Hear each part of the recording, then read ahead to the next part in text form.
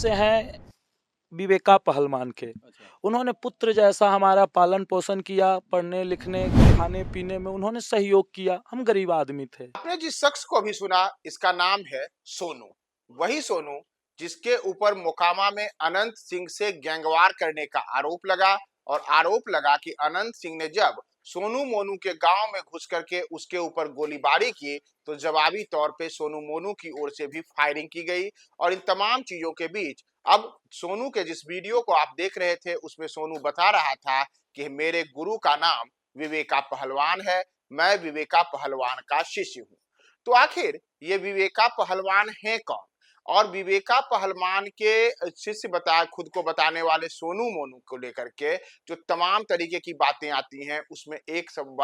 बड़ी बात यह भी आती है कि सोनू मोनू ने लंबे अरसे तक विवेका पहलवान के साथ मिलकर के कई लोगों के नाक में दम किया था। तो ऐसे में मैं आपको आज विवेका पहलवान और अनंत सिंह की उन कहानियों की ओर लेके चलता हूं जो पिछले कई दशकों से लगातार दोनों के बीच दुश्मनी की कई अलग अलग कहानियों को अलग अलग रूप में देखने को मिला है।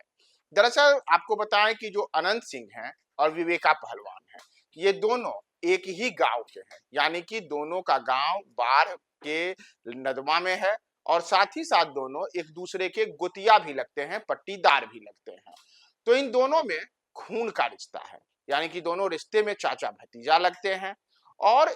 चाचा भतीजे के बीच में दुश्मनी ऐसी थी कि दोनों ने एक दूसरे के ऊपर अलग अलग समय में हमला करने में भी कोई कोर कसर नहीं छोड़ा। कई ऐसे मौके आए जिन मौकों पर यह देखने को मिला था कि अनंत सिंह और विवेका पहलवान, इन दोनों के बीच खून की होली खेली गई, और इन सब मामलों में कई किस्म के आरोप एक दूसरे पर लगे। स्थिति हुई कि थानों में कई के मामले दर्ज हुए, और विवेका पहलवान तो 9 साल तक जेल में रह करके भी आए थे, लेकिन उसके बाद भी विवेका पहलवान और अनंत सिंह के बीच दुश्मनी की कई लंबी कहानियां अलग अलग तरीके में सामने आती रही, जिसमें अगर आप याद करें तो वर्ष 2019 का लोकसभा चुनाव, जिस चुनाव में अनंत सिंह की पत्नी नीलम देवी ने कांग्रेस प्रत्याशी के तौर पे मुंगेर संसदीय क्षेत्र में चुनाव लड़ा था, तब उस चुनाव में भी ललन सिंह जो कि उस समय जदयू के प्रत्याशी थे, उनकी जीत सुनिश्चित करने के लिए और अनंत सिंह की पत्नी नीलम देवी को चुनाव में हराने को लेकर के विवेका पहलवान ने कमर कसी थी। उस चुनाव में स्थिति हुई थी कि विवेका पहलवान ने नीलम देवी के खिलाफ जमकर चुनाव प्रचार किया था, और नतीजा भी वही हुआ कि जब अनंत सिंह के खिलाफ में विवेका पहलवान जमीन पर उतर करके चुनाव प्रचार करने लगे तो नीलम देवी चुनाव हार गई, और बिहार के मुख्यमंत्री नीतीश कुमार के सबसे खासम खास माने जाने वाले ललन सिंह ने 2019 के लोकसभा चुनाव में एनडीए प्रत्याशी के तौर पे मुंगेर संसदीय क्षेत्र में बड़ी जीत हासिल की थी। लेकिन किस्से कहानियों का दौर केवल यही खत्म नहीं होता है, बल्कि अनंत सिंह और विवेका पहलवान के बीच जो खूनी रंजिश रही, उस खूनी रंजिश में कई लोगों की मौत की भी बातें सामने आती हैं, जिसमें एक दूसरे के परिवार के लोगों को खो देना भी शामिल रहा। जैसे ये बातें सामने आई कि जब अनंत सिंह के भाई फाजो सिंह की हत्या हुई तो उस हत्या में भी आरोप विवेका पहलवान पे लगे थे। इसी तरीके से विवेका पहलवान के भी कई लोगों की जब मौत हुई तब उसमें ये बातें सामने आई थी कि इन सब के पीछे अनंत सिंह का हाथ था। तो अनंत सिंह और विवेका पहलवान ये दोनों लंबे अरसे तक एक दूसरे के जानी दुश्मन बने रहे, और नतीजा रहा कि चाहे वर्ष 1990 का दशक हो या फिर वर्ष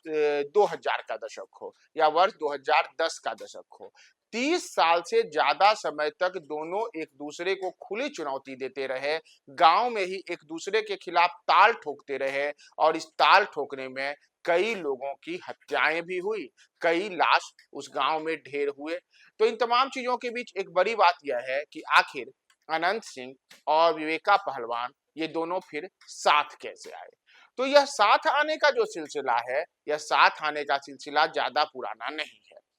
अगर आप याद करें तो वर्ष 2019 में जब लोकसभा के बिहार में चुनाव हुए थे, उस चुनाव में जैसा मैंने आपको बताया कि नीलम देवी जो अनंत सिंह की पत्नी थी, उनके खिलाफ तब विवेका पहलवान ने चुनाव प्रचार किया था, और उसके बाद अनंत सिंह के घर से AK-47 राइफल और ग्रेनेड की भी बरामदगी हुई थी। उस बरामदगी के बाद अनंत सिंह की गिरफ्तारी हुई। बाद में कोर्ट ने उन्हें सजा भी सुनाई। हालांकि वर्ष 2024 में कोर्ट ने इस मामले में अनंत सिंह को बाइज्जत बरी कर दिया था।